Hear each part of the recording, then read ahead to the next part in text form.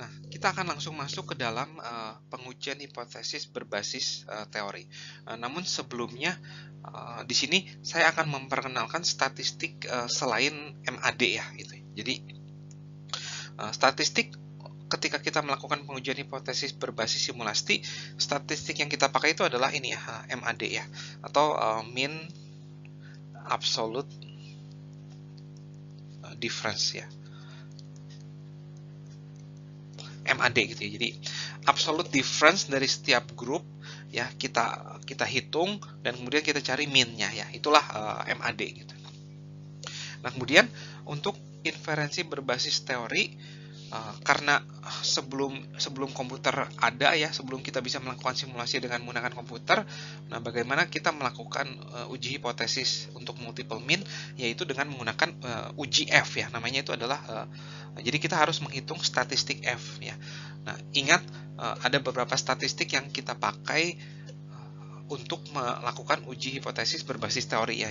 Jadi mungkin kita sudah pernah dengar dengan statistik Z ya. Nah, biasa kita pakai di uji proporsi ya. Kemudian ada statistik T ya. Kemudian tepat bab sebelum ini ya, di uji multiple proportion kita berkenalan dengan yang dinamakan statistik chi-square ya. Dan sekarang kita akan belajar tentang statistik F ya. Nah, statistik F itu definisi dari statistik F itu adalah variability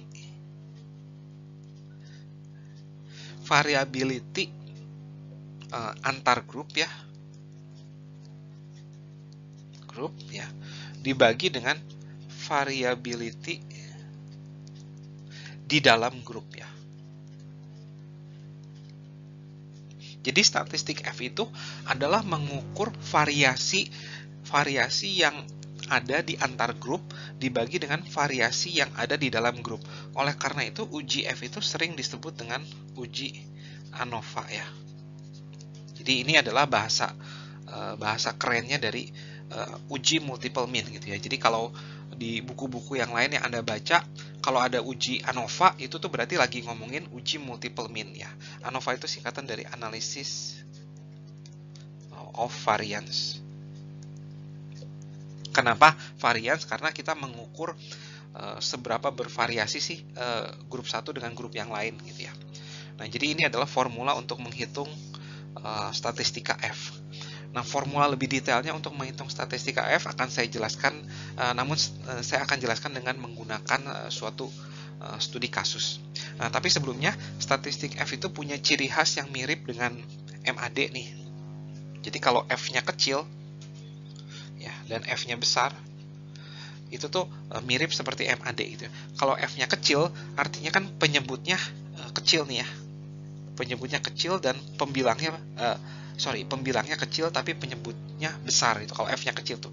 Berarti artinya variability di dalam grup tuh besar tapi variability antar grup tuh kecil. Berarti ketika F kecil itu sulit untuk menolak H0 ya. Karena kenapa? Karena variability antar grupnya kecil gitu. Oleh karena itu, grup 1 dengan grup yang lain tuh tidak terlalu berbeda. Grup 2 dengan grup yang lain tidak terlalu berbeda variasinya. Nah, begitu pula dengan kalau F-nya besar, berarti variability antar grupnya itu besar, tapi variability di dalam grupnya kecil. Nah, oleh karena itu ini lebih mudah menolak H0 ya. Nah, jadi F sama seperti MAD bisa menggambarkan situasi data kita ya. Apakah lebih condong ke H0 atau lebih condong ke hipotesis alternatif. Untuk mengilustrasikan bagaimana pengujian hipotesis berbasis teori untuk kasus multiple mean ini dilakukan, di sini saya ada satu studi kasus yang lain, yaitu adalah berbicara tentang jenis-jenis diet ya. Nah, jadi di sini kita akan mempelajari jenis-jenis diet manakah sih yang lebih efektif dibanding diet yang lain gitu ya. Atau sebenarnya sama aja gitu ya. Jadi di sini si peneliti ini penelitian pada tahun 2007 ya gitu ya. Jadi si peneliti mengcompare akan membandingkan empat jenis diet ya. Nah, ya, diet yang pertama itu adalah apa yang disebut dengan diet Atkins. Ya, Anda bisa Google sendiri ya untuk melihat diet Atkins itu sebenarnya itu apa ya. Diet Atkins itu intinya karbohidratnya hampir tidak makan sama sekali ya. Terus diet yang kedua itu namanya zone ya.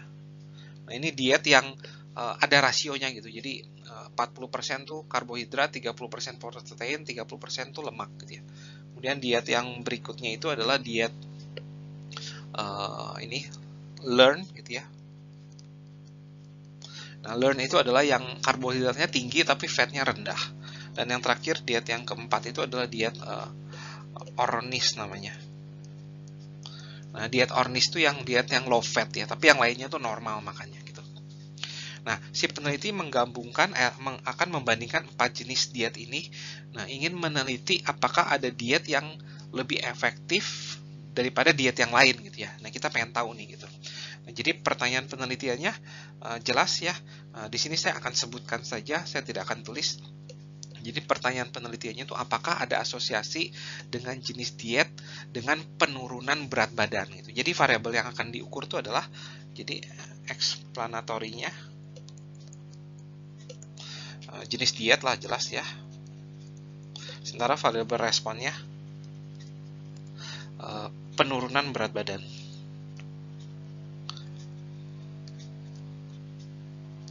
Jadi misalkan setelah diet itu 6 bulan sebelum diet tuh berat badannya 72 gitu.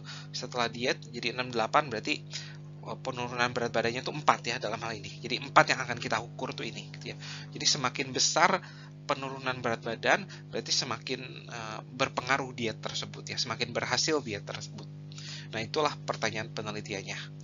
Nah, terus si peneliti dalam hal ini mengambil data total ada 311 wanita ya. Jadi, nah ini volunteer ya. Jadi dia tuh volunteer, si ini tuh datang sendiri. Jadi si peneliti tidak mengambil sampel, tapi dia menyebarkan aja sih. Dia menyebarkan penelitiannya dan dia berharap ada yang volunteer untuk datang untuk mau menjadi subjek penelitian ini ya. Dan ada 311 yang mau gitu ya. Dan 311 ini sama si peneliti itu akan dibagi ke dalam 4 grup ya. Jadi grup diet ini, diet ini nih gitu ya. Dan dibaginya itu secara random assignment ya. Dan hasil dari setelah beberapa bulan si 311 wanita itu melakukan diet, nah hasilnya kita akan bisa lihat di slide berikutnya ya. Nah, dalam slide ini saya sudah menyajikan 4 tipe diet ya, visualisasi datanya ya. Nah, di sini ada 4 warna ya, seperti yang kita tahu karena ada 4 tipe diet. Dan kemudian yang variabel responnya itu tadi saya melakukan kesalahan ya, di slide sebelumnya saya melakukan kesalahan. Jadi variabel responnya itu bukan perubahan berat badan, tapi adalah perubahan body mass index atau BMI ya. Dan perubahannya itu sebelum dikurangin sesudah ya gitu ya. Jadi sebelum dikurangin sesudah. Jadi kalau body mass indexnya tadinya 30, sorry kebalikannya lagi. Ini sesudah dikurangin sebelum. Jadi sesudah dikurangin sebelum. Jadi kalau sesudahnya itu 30, sebelumnya itu 35, berarti kan orang tersebut body mass indexnya berubah sebanyak minus 5. Nah, ini berarti berhasil nih. Dibandingkan kalau yang sesudahnya itu 30, sebelumnya 33, berarti ini minus 3. Nah, ini tidak terlalu berhasil gitu ya. Jadi semakin negatif, berarti dietnya itu semakin berhasil. Nah, oleh karena itu, mean dari setiap tipe diet ini negatif-negatif nih.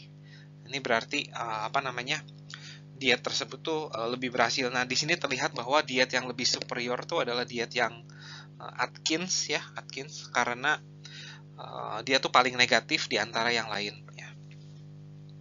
Nah, kemudian setelah melakukan visualisasi data, kita akan langsung menghitung statistika F-nya ya. Jadi kita tidak menghitung statistika MAD karena kita akan melakukan pengujian hipotesis berbasis teori. Jadi kita akan menghitung statistika F.